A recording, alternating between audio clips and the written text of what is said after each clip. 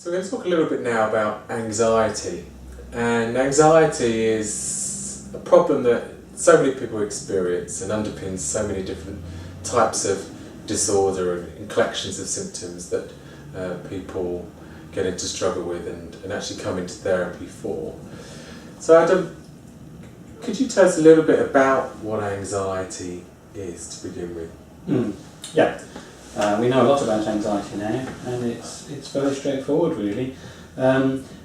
Physically, anxiety is your body getting ready to either run away or to fight. It's as simple as that. So it's a biologically determined mechanism which operates very, very quickly, below the level of anything that you think about doing. It just happens in the presence of a threat.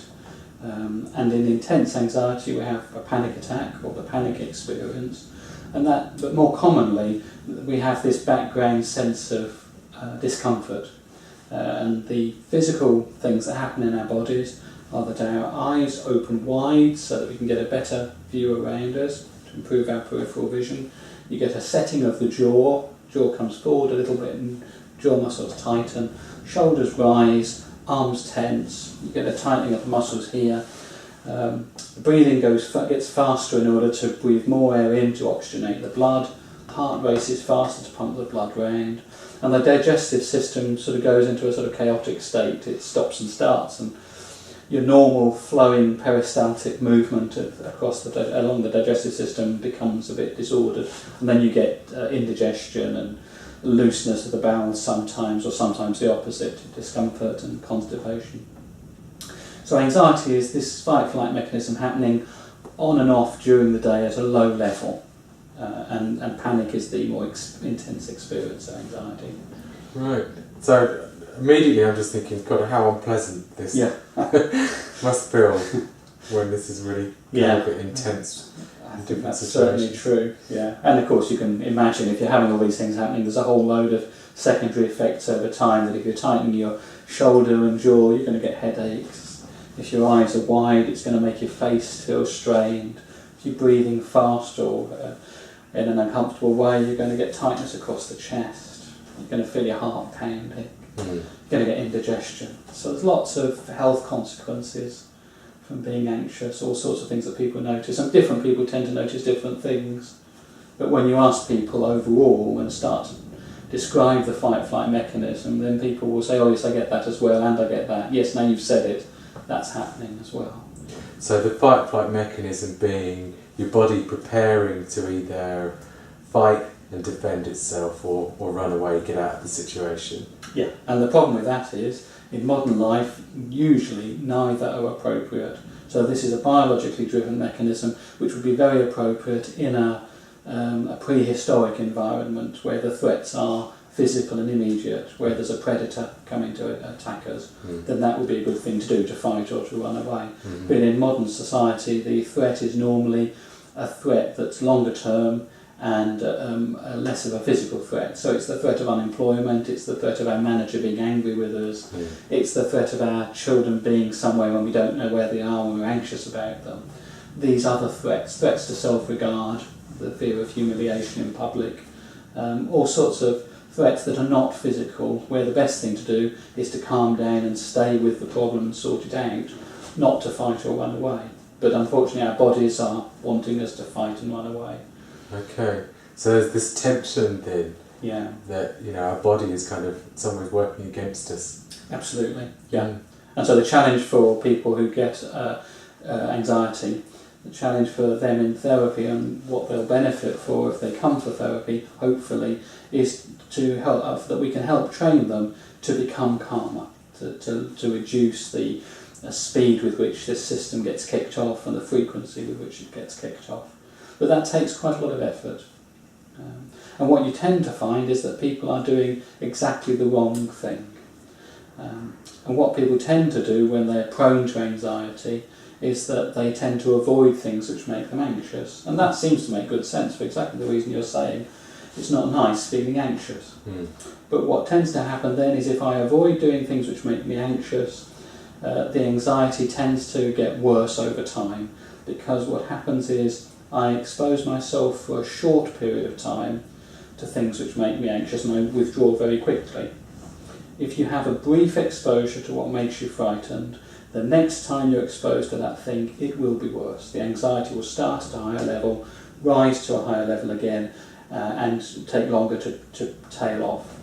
So the only solution long-term to anxiety is to expose yourself for a long time, over a long period of time, to the full exposure experience. Right. Which is not news that people want to hear. No. But that's the reality. There's some complexities, but basically that's the take-home message is, if you're frightened, you need to go to do what you're frightened of and stay in the situation and wait until the anxiety falls away. And it doesn't really matter what you do while you're waiting. So doing relaxation exercises doesn't particularly help. In fact, it may make it last a bit longer. Mm-hmm. It's the willingness to expose yourself. But you don't have to do it in one go. You can expose yourself by degrees, in the sense of setting up a number of challenges. Mm-hmm. So if you're frightened of, maybe you've got a tendency you've developed a tendency to have anxiety in big shops, in supermarkets. You work out what are the elements that are making you frightened. Is it the size of the space? Is it the number of people? What? And then you find steps towards that. So if it's the size of the space and the number of people around, you might start off by going to smaller shops at a quieter time of the day and graduate up to a larger shop, maybe still at a quieter time of the day, but then at a busier time of the day. Mm-hmm. And you do it in steps. Right. But you have to do each step long enough that you feel calm before you leave the situation and go on to the next step. So you've got to give your body a chance for that anxiety to come down. It's got to dissipate before you leave the situation. So when you face a situation which is anxiety-provoking, depending on what you do, you will either make the situation worse for yourself or better. If you stay and face it, next time you'll feel better. If you leave early before you got over it, you will have increased the anxiety response. Right. So it's helpful to try and remember that then in those situations where it's really hard to stay. Mm. Yeah, and that's very, very difficult for people. We should say something as well about safety behaviours, because that's a confounding factor. So what we've said so far is absolutely right. It's definitely true. We can prove it. And of course it's the sort of thing that lends itself for experimental proof. You can generate anxiety in laboratory animals and you can see how this mechanism works very simply. But the question then is, well, why is it that in some forms of anxiety the fear doesn't seem to go away even though people expose themselves? And a good example would be social anxiety.